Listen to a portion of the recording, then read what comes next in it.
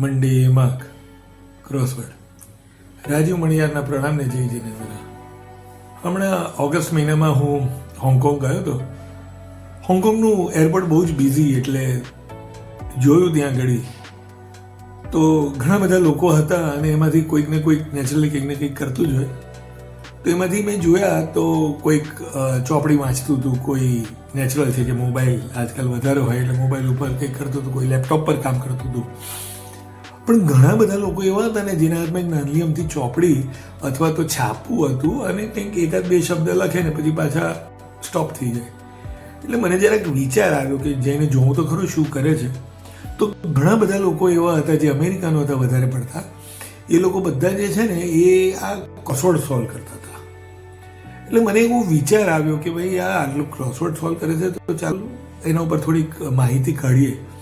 એટલે મેં ગૂગલ કર્યું અને ગૂગલ ઉપરથી મને ખબર પડી કે માઇલ્સ મેલર નામનો વ્યક્તિ હતો. એણે ક્રોસવર્ડને બહુ જ છેલ્લા દસકામાં બહુ ફેમસ કર્યું છે.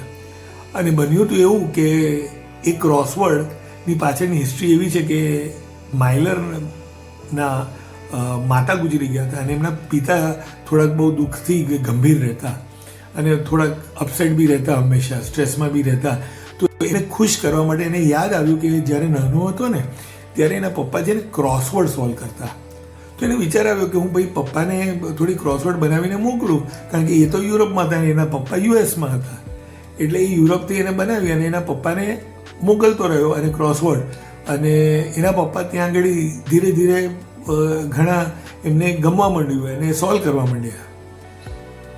થોડા સમય પછી એમના પિતાજી જે હતા એમણે પિતાજીએ કહ્યું એને કે તું એક કામ કર ને આને બધે પબ્લિશ કરતું, આને લોકોને ફેરવવું. ખાલી મારે એકલા માટે ક્રોસવર્ડ બનાવે છે એ બરાબર નથી, લોકોને બી એનો લાભ લેવો જોઈએ. પપ્પાએ કહ્યું હતું એટલે મેલરને થયું કે વાત સાચી છે માઇલ્સને કે ભાઈ કરીએ ચાલો. એટલે બધા પબ્લિશરને મળ્યો, છાપાવાળાને મળ્યો, બધાને કહ્યું કે આવી રીતે સોલ્વ કરે. તો કોઈ બહુ તરત એગ્રી ના થયું એ કરવા પર. પણ પછી છેલ્લે ફાઇનલી એને સફળતા મળી. અને સફળતા મળી એટલે મિત્રો કેવી સફળતા મળી ખબર તમને? એ સફળતા એવી મળી કે આજે માઇલ્સ મેલર એ વર્ષની 1000થી વધુ એટલે કે એક દિવસની 3 થી 4 પઝલ્સ બનાવે છે. અને આખા દુનિયાની અંદર એની પઝલ સૌથી વધારે વખણાય છે અને સ્વીકારાય છે. વિચારો, માઇલ્સ અત્યાર સુધીમાં 15,000થી વધુ પઝલ્સ બનાવી છે અને બનાવતો રહ્યો છે. એની ખાસિયત શું છે? એની ખાસિયત છે એ થીમ પઝલ બી બનાવે. એટલે તમે કન્ટ્રી કહો તો એક કન્ટ્રી ઉપરની બી એ ક્રોસવર્ડ બનાવે ને આ ક્રોસવર્ડ આખા વર્લ્ડની અંદર આજે 50 લાખ લોકોથી વધારે રોજે રોજ એનો ઉપયોગ કરે છે.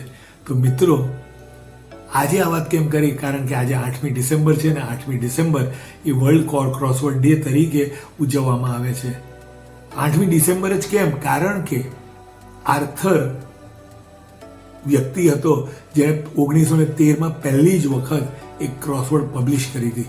અને એ જ્યારે એણે પબ્લિશ કરી એના બાદ એની યાદમાં આ મેલરે એને એટલું મોટું એક સ્વરૂપ આપ્યું કે જ્યારે આજે લોકો સૌથી વધારે ને સ્વીકાર કરે છે.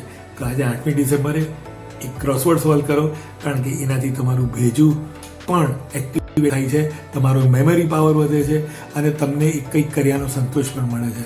તો સોલ્વ ક્રોસવર્ડ, આજે ક્રોસવર્ડ સોલ્વ કરો એન્ડ મેક યોર માર્ક.